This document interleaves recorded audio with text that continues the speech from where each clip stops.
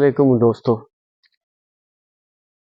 ये रमज़ान का आखिरी अशरा चल रहा है और इस आखिरी अशरे के बाद जो 30 तारीख आने वाली है, उस दिन हिंदुस्तान का सबसे बड़ा फ़कीर, ऐसे सुना है नाम उसका, सलमान खान है। वो आने वाला है अभी, उसकी एक फ़िल्म लेके, जिस फ़िल्म का नाम है सिकंदर। उसको रिलीज़ करेगा वो 30 मार्च के दिन, ईद से पहले। और हर मुसलमान से 200, 300, 500 रुपये ज़कात, फितरा, सदका के रूप में लेगा और 1000-1200 करोड़ रुपए की कमाई करके निकल जाएगा।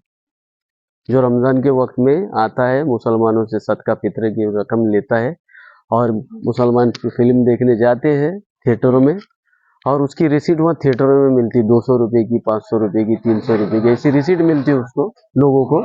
और ये उसको वो चंदा दे के आ जाते हैं, जिससे वो गरीब का भला हो जाता है। सलमान खान सबसे गरीब आदमी है जो बराबर ज़कात फितरा लेने के लिए आता है हर साल। रही बात दूसरी, जब भी रमज़ान से पहले अंदर औलिया किराम की मज़ारें हैं, जिनके ऊपर रमज़ान से पहले उर्स होते हैं, और उर्स में कव्वालों को बुलाया जाता है।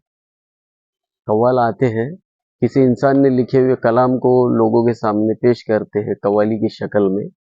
वो 4 से 5 घंटे के अंदर तकरीबन 3 से लेके 5 लाख रुपए तक वो कव्वाल कमा कर चला जाता है।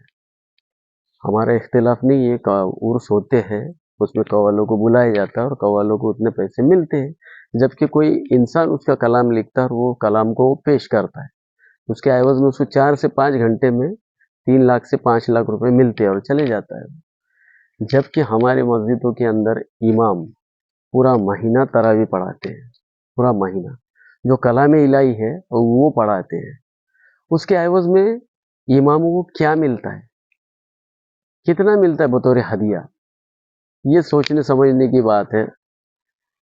वहाँ फिल्म एक्टर को 1000-1200 करोड़ मिल जाते हैं, यहाँ पे कव्वाल अपना फन दिखाते हैं, उनको लाखों मिल जाते हैं। लेकिन दुनिया की मुक़द्दस किताब को लोगों के सामने सुनाने वाले हाफिज़ किराम, उनको बतौर हदिया क्या मिलता है, ये सोचने की बात है। ये बहुत बड़ा सवालिया निशान है। अस्सलामु अलैकुम।